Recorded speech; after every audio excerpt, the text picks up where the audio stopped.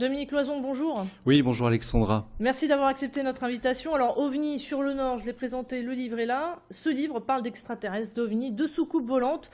Vous y racontez une vingtaine d'histoires tirées de témoignages sur les 60 Oui. dernières années. Oui. Alors, comment avez-vous fait déjà pour réunir toutes ces histoires qui se sont déroulées dans le Nord? Alors, je tiens à dire que ce n'est absolument pas un roman, ce sont des histoires vraies qui m'ont été fournies. Basées sur des témoignages. Basées sur des témoignages et des rapports d'ufologie.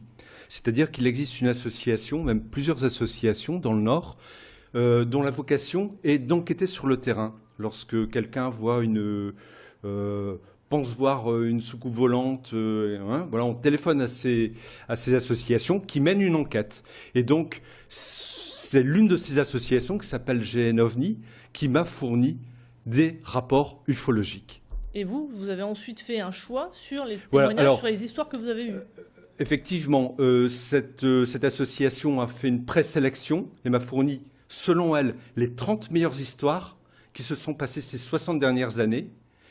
J'en ai sélectionné 15 parmi ces 30 très belles histoires. Pourquoi 15? Vous étiez limité? Parce qu'avec l'éditeur, on s'était limité à 20 histoires.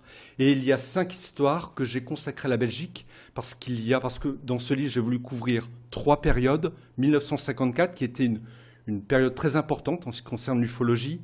1970, où il y a une vague de soucoupes volantes d'OVNI sur la région Nord-Pas-de-Calais, et les années 90, où il y a une très très importante vague d'OVNI sur la Belgique. Donc j'ai voulu également consacrer 5 histoires sur la Belgique. Est-ce que vous pouvez nous dire justement l'histoire la plus marquante selon vous de ce livre? L'histoire la plus marquante pour moi, c'est la première histoire qui figure dans le livre, c'est les visiteurs de Quarouble. C'est l'histoire de Marius de Wilde qui entend son chien aboyer, il se demande ce qui se passe, il habite Quarouble, près de Valenciennes, près de la frontière belge, il pense que ce sont des contrebandiers, il prend sa torche, il arrive dans son jardin et se trouve face à face avec ce qu'on appelle deux martiens. Voilà. Et donc, il cherche à en ceinturer l'un d'eux, mais il y a une sorte de rayon vert qui sort d'une soucoupe volante qui était posée sur une voie ferrée qu'il n'avait pas vue et qui le paralyse. Et donc, à partir de ce moment-là, il entend les Martiens retourner à la soucoupe volante et le rayon s'éteint. Il retrouve effectivement ses facultés, Marius de Wilde, et la soucoupe volante s'envole. Alors effectivement, tout cela peut sembler très risible. Mais lorsqu'on analyse les faits, les témoignages corroborants, puisque des voisins, etc., ont bien senti qu'il se passait quelque chose, on finit par en rigoler beaucoup moins. Il faut savoir que cette affaire a été classée secret défense en 1954. Qui s'en souvient encore aujourd'hui? Personne. Cette histoire et ce témoignage est assez exceptionnel.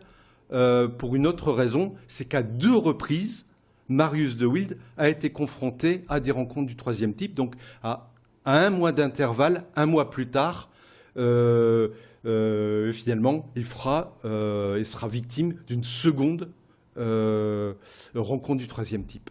C'est unique dans les annales du Nord, c'est unique en France, c'est peut-être même unique au monde. Donc les extraterrestres, c'est un sujet à prendre au sérieux? Tout à fait. Bien sûr. D'ailleurs, je pense que ce sont les gens qui ne se penchent pas sur la question qui se permettent d'en rigoler. Alors pourquoi, selon vous, on n'en parle pas?